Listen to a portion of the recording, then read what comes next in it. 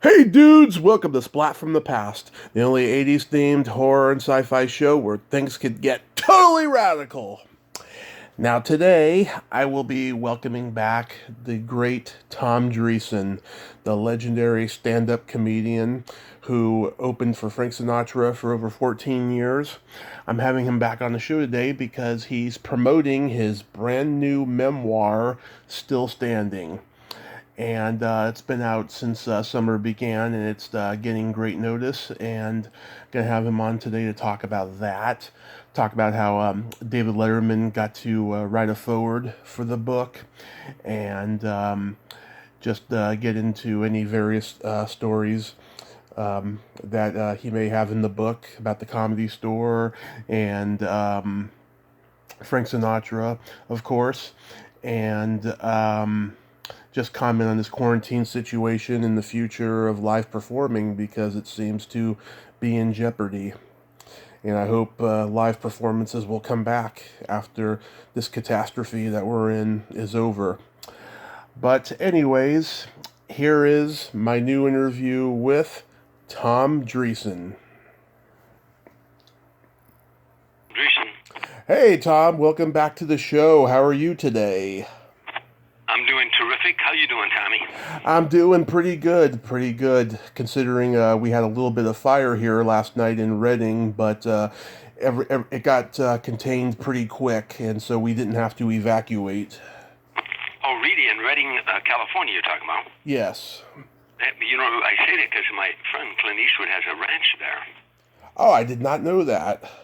And I wonder if there was any, but no property was damaged there?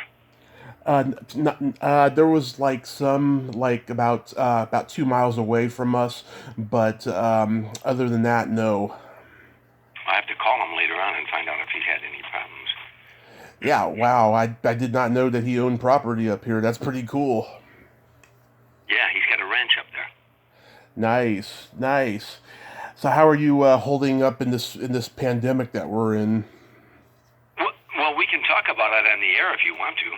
Oh yeah, I am recording. Oh, you're recording right now? Yeah. Well, let me tell you how I'm holding up on the pandemic. Okay. I got the COVID on August 17th.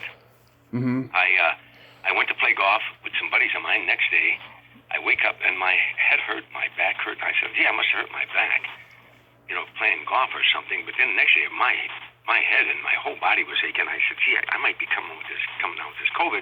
So I called my doctor, and he says, it sounds like it. He said, you can go get the test. It takes 3 to 5 days to get it back or something like that. He said, but there's a place in Calabasas, California for $125. You can find out in 30 minutes.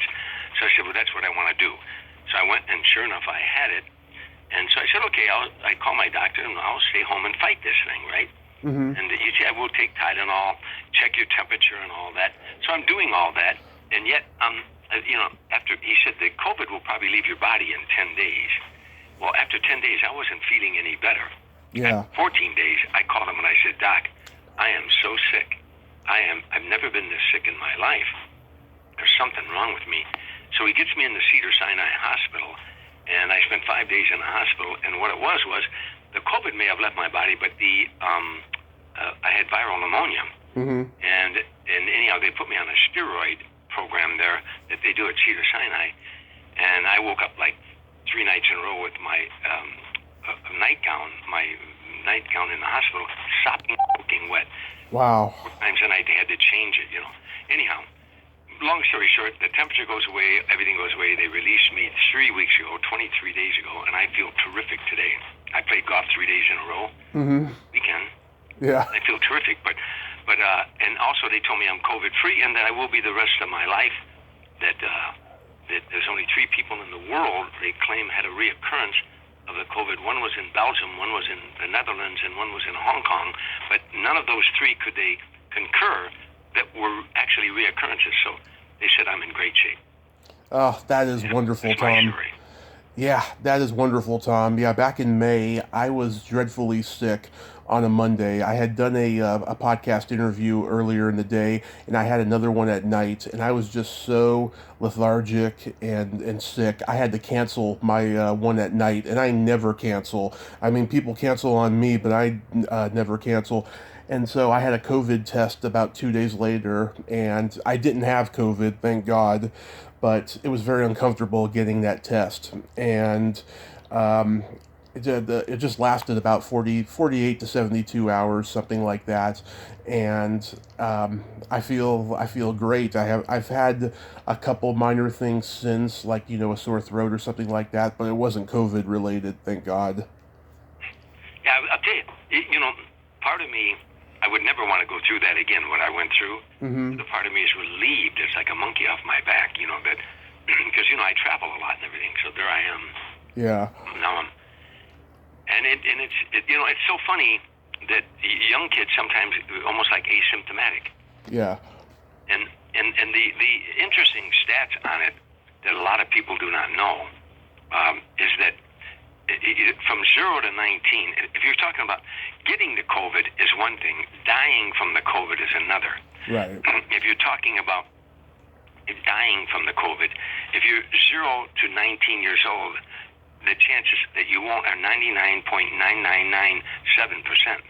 Wow. So it's almost minuscule. If you're 20 to 49, it's 99.98%.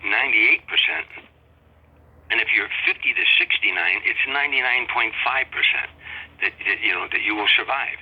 If you're 70 plus, then it's 94.6%. So 5% of those over 70 might die. 5%. So they're making it sound a whole lot worse than what it is. But those are the worldwide statistics that I got through, Cedar Sinai and through the St. John's Hopkins and all that stuff.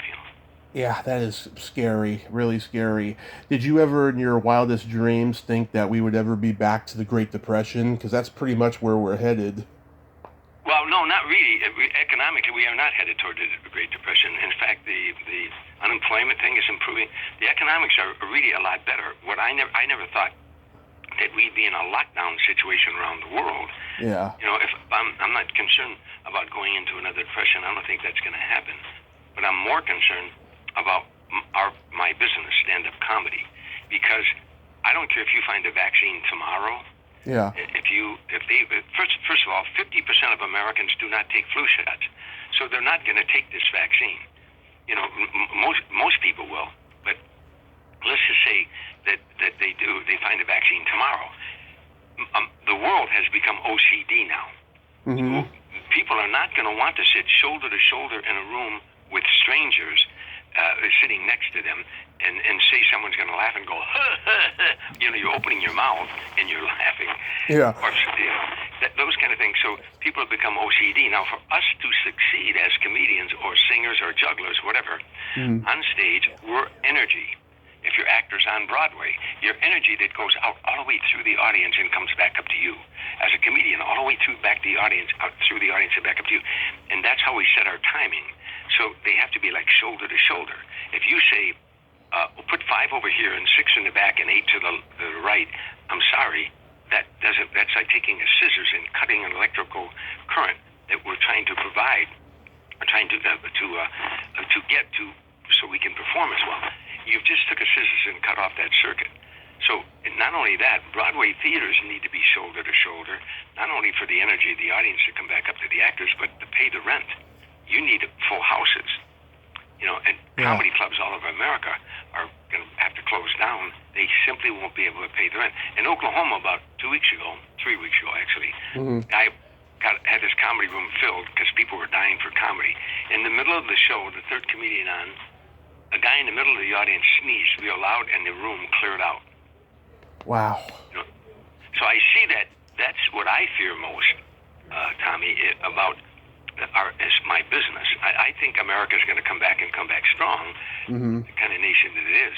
But I don't know. 33% of the restaurants are closing down in New York and in Chicago.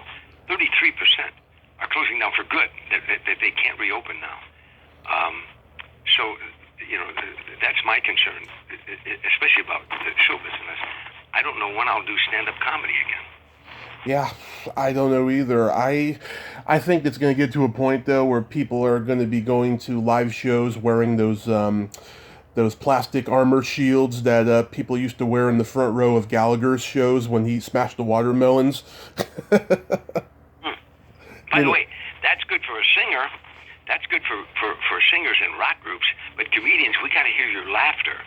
Yeah. Set our timing off of your laughter. Laughter is sound. It hits the ceiling and comes toward us.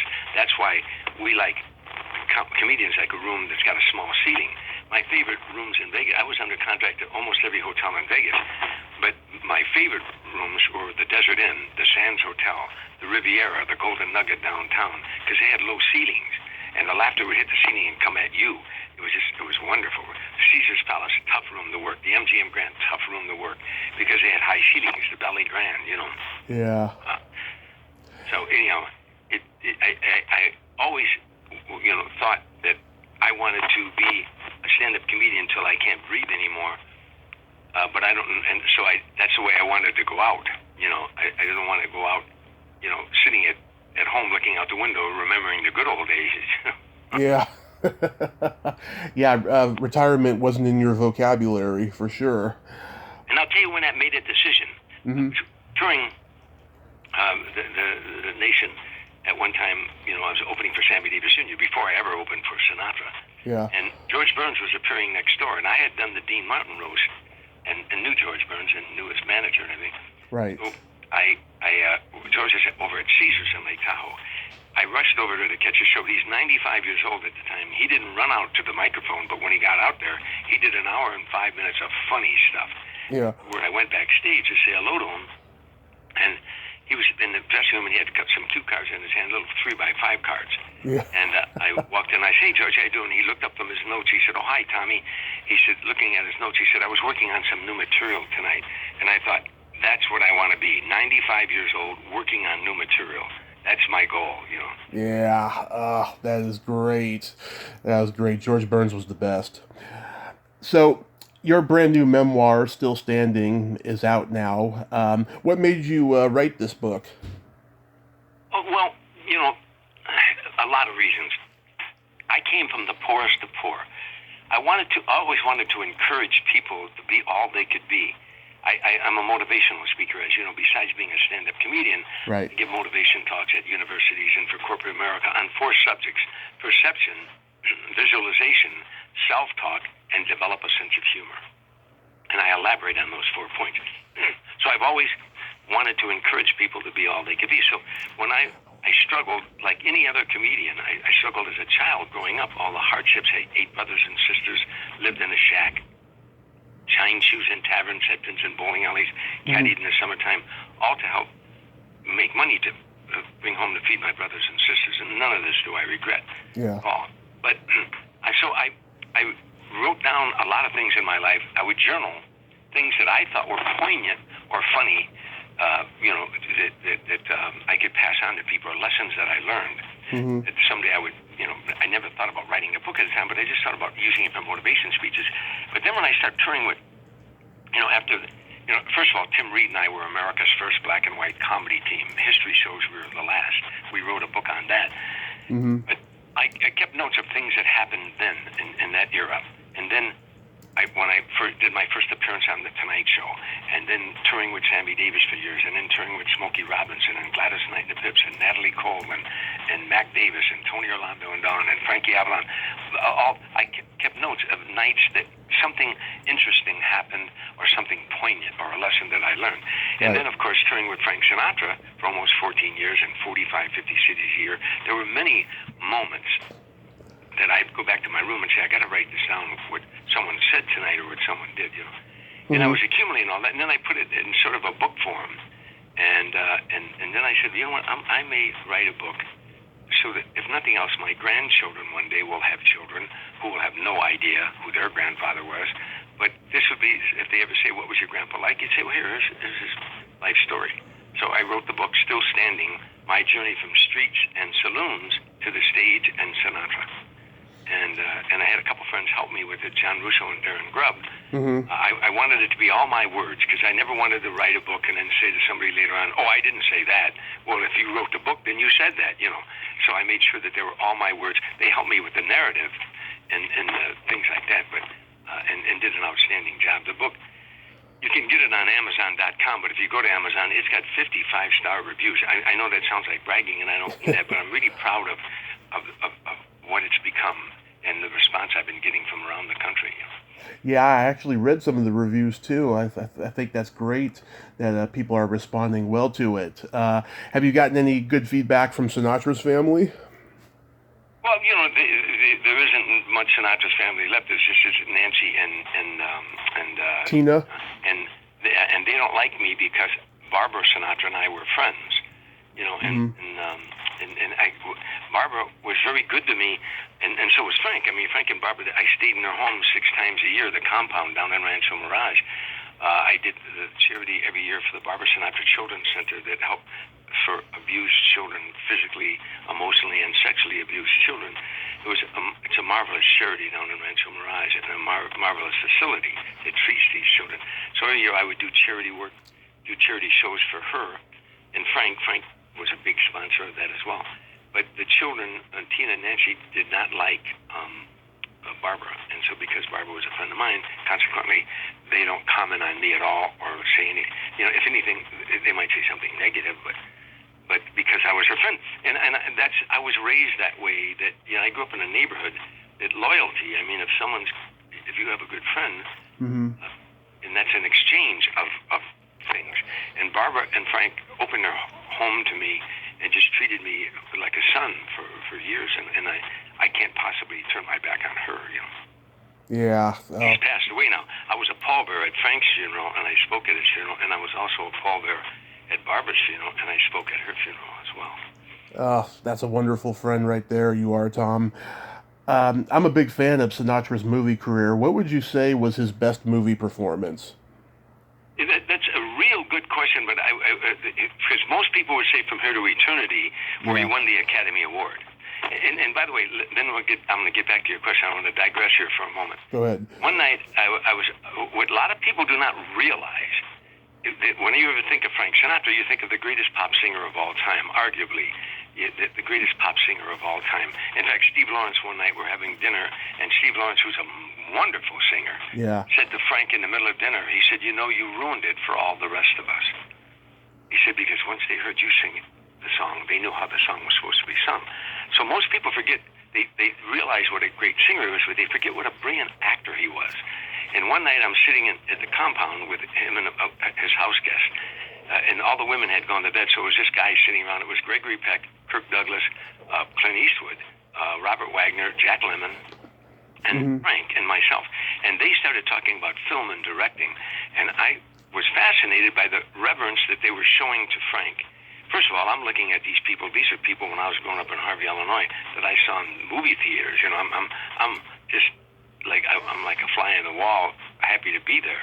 They're all talking film and directing, and I was curious because, I studied acting in Chicago and I studied out in L.A. here. Yeah. And everybody is always telling me who they studied with, especially if you had a great name. Yeah. I was curious who Frank said. I said, to Frank, Frank, did you study acting? And Gregory Peck grabbed my arm hard. He said, acting lessons would have ruined him. He was a diamond in the rough that you didn't fool with. Yeah. This from a learned actor like Peck. That Frank had this natural skill. His career was amazing. He danced with Gene Kelly, for God's sake. That he won the Academy Award and had never taken an acting lesson. That's why what people don't understand about Frank, what most people don't realize is when you gave Frank Sinatra a song, to him it was a script. What did the writer feel the night the writer took pen in hand? Frank would immerse himself in that lyric and become that lonely guy in a bar whose woman left him. Yeah. He's never going to find love again, and you felt that. And then the joy of his songs, Comply With Me. So, however, that being said, he was brilliant in From Here to Eternity, but I thought The Man with the Golden Arm, he should have won another Academy Award. Yes, I think that The Man with the Golden Arm is a masterpiece. I think he should have won it also. I also love The Manchurian Candidate, which... I was just going to say that third Manchurian Candidate, yeah. Yeah, and I'll tell you this anecdote. You probably already know it. He owned that movie for 25 years and didn't even know it until people started asking him, why isn't it out on video or on TV? And then he found out that he owned it and put it out on video and TV. Yeah. I'll tell you a funny story that Frank told me one time. Yeah. Otto Preminger, when they were doing The Man with the Golden Arm, Frank had seen Darren McGavin on Broadway doing that play. Yeah. And with the Golden Arm, and he wanted Darren McGavin for the part, but Preminger didn't want him. But nonetheless, Frank got him on. And that can I swear on this podcast or? Yes, you can swear all you want, Tom. Well, I don't. Not that I like to swear, but yeah. I want to tell it the way it was told to me. Frank said that Preminger was not really happy with McGavin, but he said one of the earlier days of shooting, Preminger rolled cameras and Darren McGavin was doing a scene, and Preminger said, "Cut," and he said, "Mr. McGavin, you are a no-acting son of a bitch," and he walked off the set. And everybody, they shut down the set and everything. McGavin stormed to his trailer, and Frank went to Otto Preminger and said to him, he said, "Otto, you've got to apologize to him. We just started the film. You can't go on, we can't go on this way." And Preminger was upset with McGavin. He said, "All right, go tell him I'm sorry." And Frank said, No, Otto. You've got to go on the set in front of everybody before we shoot our next scene and apologize to him in front of the crew and everything. Otherwise, it's cause great disharmony here. And we've got a lot of shooting left to do. And mumble, grumble, because he had called him a no-acting son of a bitch. And so finally, Prem just said, all right. And Frank went and got McGavin out. They were getting ready to do the next scene. And just before the scene rolled, Preminger said, "Mr. McGavin, I wish to apologize. You are not a son of a bitch. Roll cameras." he left out. He didn't say you're no acting. He said you're not a son of a bitch. And he rolled cameras. And Frank looked at McGavin and he said, "Hey, he met you halfway. Come on." So was Frank originally attached to produce it and have McGavin in it, and then when McGavin wasn't deemed to be good, he decided to step in and take the role? Yeah, as one of the leads, and McGavin, of course, McGavin was in the movie, and I thought he was very good, but for some reason Preminger didn't like him. But McGavin stayed in the movie, of course, but Frank had say so because of being the lead, in the film. He had some say, and he had a lot of heat on him at that time. Yeah. Which is another great story I'll tell you about Frank that every show business person should hear. Mm-hmm. Because we've all gone through these hard times, but Frank said, Tom, to me when we were on the private jet flying to yet another gig, but we were talking about it earlier, and he said, Tom, there was a time that I was the hottest thing in show business. He said, Tom, I was so hot, I could call any recording company, any agent, any manager in our business, and they would take my call. He said, Tom, I could call the President of the United States, and he'd take my call. He said, and then I got cold, really cold. And a couple of years ago, I couldn't get anyone to take my call. He said, and then I got hot again. And now I was hot again. And he said, and I would go to a social affair, and there would be someone in that room that wouldn't take my call when I was down. And I'd look at that person, and they couldn't look me in the eye. They would put their eyes to the floor. He said, but what they didn't understand is that now I understood. We were in show business. That's two words, show and business. And I couldn't do business for them. That's why they didn't take my call. He said, it's my fault. I thought we were friends. Yeah. What a lesson that is. What a lesson that is. Yes. Speaking of friendship and show business, I see that David Letterman wrote your foreword for this book. Did you ask him to do that, or did he say he wanted to? Oh, no, I asked him if he'd write the foreword because I knew he'd write. He wrote the most outrageous foreword in any book. And anybody, it's just outrageous. But that's David Letterman. And he's just the funniest guy. And I just hung up from him about 25 minutes ago. Talking about, we talk to each other like once or twice a week about what's going on in our lives here because we became friends day one. Here, I'll give you a great Letterman story. Mm-hmm. He called me about 2 months ago. He said, Tom, every time I do an interview or every time you would do an interview, if someone asks how we met, we always tell the same story, that you came off stage at the Comedy Store years Mm-hmm. ago. I had just arrived in Los Angeles, drove my old red pickup truck out there. He said, I was waiting outside the door when you came off stage, and I said to you, I enjoyed your set. Nice set. And we struck up a conversation, and we've been friends ever since. I said, yeah. He said, well, it's boring. I said, well, sorry, but he said, I don't care, it's boring. He said, from now on, we tell everybody, you came off stage one night at the Comedy Store, and I was in the parking lot, and I had stolen some of your material, and you beat the shit out of me in the parking lot. Would I say something like that? He said, because it's a better story. I said, Dave, you got 30 million fans. I'm gonna have to run through airports every time your fans see me. He said, I don't care. It's a better story. That's what we're gonna tell from now on. Now, about 2 weeks after that go by, and he calls me. He said, do you know the governor of Illinois? And I said, no, I met him, but I don't know him. I said, why? He said, well, because my wife, Regina, has a dear friend in Chicago who has an adult son who's autistic, and these autistic adults, they have some property there, some land there that they've been planting corn, beans, and tomatoes, and when it comes into fruition, they give it to the homeless. And now the state is supposed to take over that property. And he said, I want to talk to somebody that might be able to thwart that from happening. I said, you know what, I don't know him, but I know the Senate Majority Leader, a guy named John Colleton, is a friend of mine. So I gave him, I said, let me call John first. And I called John, and I tell him the story. John said, oh, tell Dave not to worry, we're taking care of that. That's going to be taken care of. And he said, because of this statute or that, some legalese. I said, could I give Dave your number, and would you tell Dave what you just told me, because you could explain it better, John? He said, sure. And I said, oh, by the way, John, when you tell Dave you're going to help him, tell him the only reason you're going to help him is because Dreesen beat the shit out of him in the parking lot at the Comedy Store years ago. Now, so 10 minutes go by, and the phone rings, and I knew it was going to ring. I knew it was Dave. The phone rings, and I picked up, and I said, hello. He said, didn't I tell you that's a better story? I told you that's a better story. You know? That's so awesome. I like that one. Is there a lot of stories about the Comedy Store in the book? Yeah, about the Comedy Store strike. Uh-huh. You know, and then also how I got my first Tonight Show from appearing, you know, when I was appearing at the Comedy Store. There's stories about that era, you know, that I was going on stage every night with all these unknown comedians, you know, David Letterman, Jay Leno, Robin Williams, Gallagher, Michael Keaton. You know, the girl waiting tables was Deborah Winger. You know. Yeah. You know there's you know, it's a story about that again. This book is a little boy with a shoe shine box trudging through the snow, you know, 9 years old, going from tavern to tavern, trying to make money to help feed his brothers and sisters shining shoes. But in all these taverns, all these saloons, on the jukebox, Frank Sinatra singing. So that little boy hears Frank Sinatra, me, of course, I'm talking the third person one, hears Frank Sinatra on the jukebox in these bars in Harvey, Illinois, and one day that little boy is carrying Frank Sinatra's coffin out of a church in Beverly Hills, California.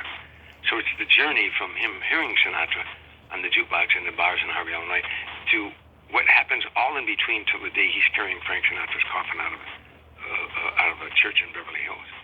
And all the ups and downs, the hardships, the struggles in comedy, the rejections, but I keep getting back up. And I was knocked down physically, which you'll read in the book. I'm physically knocked down, but I got back up. Thus the title, Still Standing, is a double entendre. I'm still a stand-up comedian after 50 years, but also that I'm still standing on my feet, even though being knocked down a lot, you know. So it's a triumphant story, and I hope it gives, and a lot of the reviews have been saying that you know, it gives you hope. You know, don't give up. Yeah, don't give up, because God's got something in store for everybody, I feel. You know, I had a car accident 5 years ago, and I'm doing this podcast and talking to all these wonderful icons such as yourself, and I'm just so humbled by it. Well, you know, give yourself some credit. You know, you persevered. You fought back, and you know, and that's when I was laying in the hospital with the COVID just a few weeks back. And I'm sick. I'm really, really, really sick. So sick that you're wondering, you know, you think, and especially at my age, you know, I'm going to survive this. And they're doing the best they can, the staff at the hospital. But I lay there and I thought, I can't just lay here and let this happen to me. So I would force myself out of bed, and I'd walk to the door in a room that I was quarantined. I would walk to the door, then I'd walk to the bathroom and walk to the door, which is very, you know, not a whole lot of steps. But I'd do that. I do that 10 times a day, and I do it, you know, like 25 steps forward, 25. I do that 10 times a day. I'd get out of bed and I'd walk, and then I knew that I was physically fighting back. Then I would go into the bathroom, and I'd look in the mirror, and I had 5 mantras. One was, day by day, in every way, I'm getting better and better. I'd say that 5 times. Day by day, in every way, I'm getting better and better. And I'd change the emphasis, day by day, in every way, I'm getting better and better. Then my next mantra was, I feel happy, I feel healthy, I feel terrific. I feel happy, and then I would laugh out loud. I'd say, I feel happy, I feel healthy, I feel terrific, I'd say that 5 times. And then I'd say, my mind is constantly in tune with the positive. It is bright, cheerful, enthusiastic, and full of good, positive thoughts and ideas. I'd say that 5 times. So I had 5 mantras that I would say. So I felt like I was fighting back physically and mentally, fighting back, and that's what I say. Don't not give yourself credit. You fought back, and you keep getting back up. Because look, who goes through life unscathed? Life is not easy. There's ups and downs in life. There's hardships. Everybody has them. Yep. But those who say, I'm not going to give up. I'm going to live every day. Let me stop for just a moment. I tell my motivation classes sometimes, the day that I truly started to live, was the day that I totally embraced the fact that one day I was going to die. And everybody said, well, we all know that. I said, I know you know that. But we don't always embrace it. We put it in the back burner, we move it, we say, we change the subject in our mind. But when you totally embrace that fact that one day you're going to die, then you have a choice. You can live every day until you die, or you can die every day until you die. And that dying every day till you die is giving up, woe is me, I'm a victim, that's dying every day. And then one day you'll die. Living every day until you die is being grateful for this day. What wonderful person, whose life might I change today? Who might change mine? What good deed could I do for somebody today?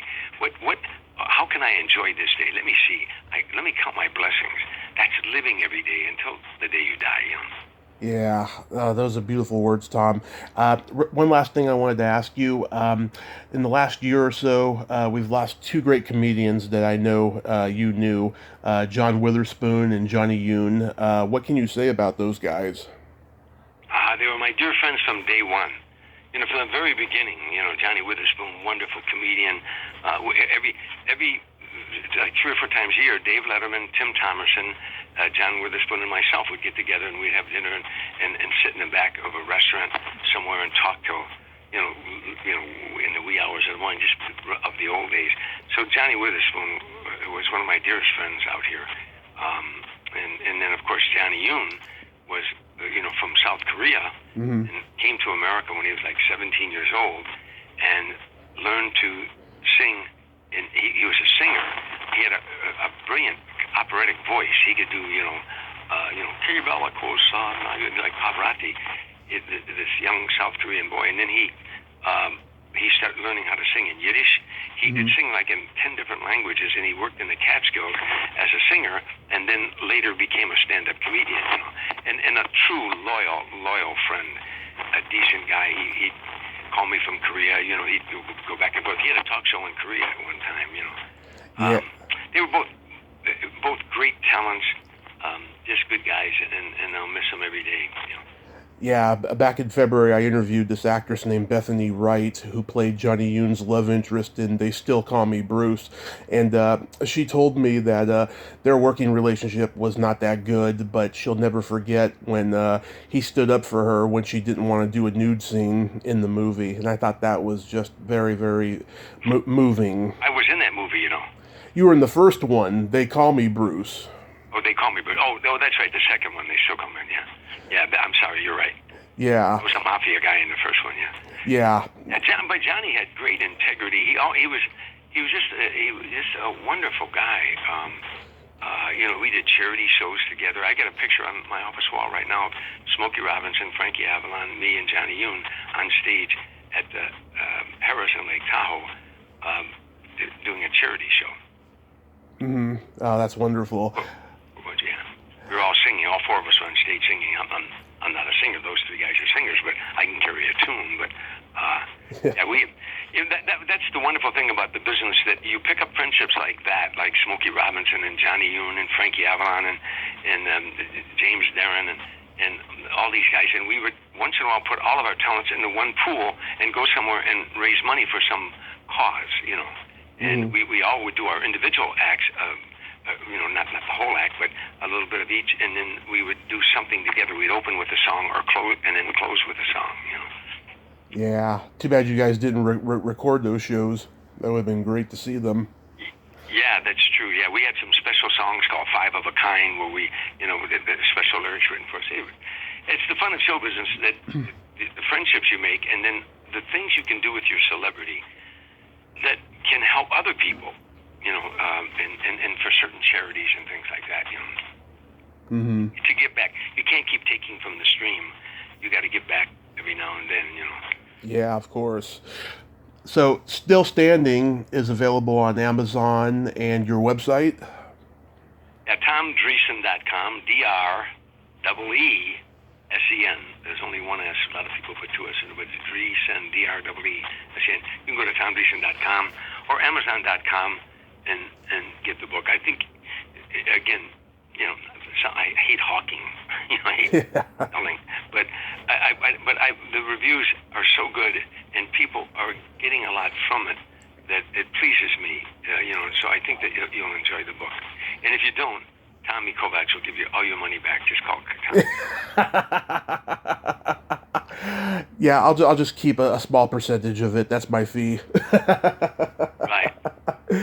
Well, Tom, I promise you I'll read the book, and I want to thank you so much for coming on again. Please stay safe because we need you, and hopefully you'll return to live performances, but sometime next year. You won't have to succumb to that virtual comedy crap, which I am totally against. Yeah, I agree. Well, thank you very much. Yeah, and do me a favor, Tommy, and I'm serious. When you read the book, let me know what you think. I will. I value your opinion. Let me know what you think. I will, sir. I will. You have yourself a great day. Okay, Tommy, you too. Take care. Okay, take care. Bye-bye. Bye-bye. Well, there you have it. Tom Dreesen. He is just... he is a gem. He is a gem in the rough. There's no other way to describe that man. I love him. He is great. So check out his book, Still Standing, on Amazon and TomDreesen.com. If you like this video, everyone, please subscribe to my YouTube channel, add me as a friend on Facebook, join my Tommy Kovac comedian page on Facebook, follow me on Twitter and Instagram, and all that fun stuff. Well, that's all the time we have this week on Splat from the Past. Until next time, this is Tommy Throwback Kovac saying, there's no shame in living in the past, because the present sucks. Later, dudes.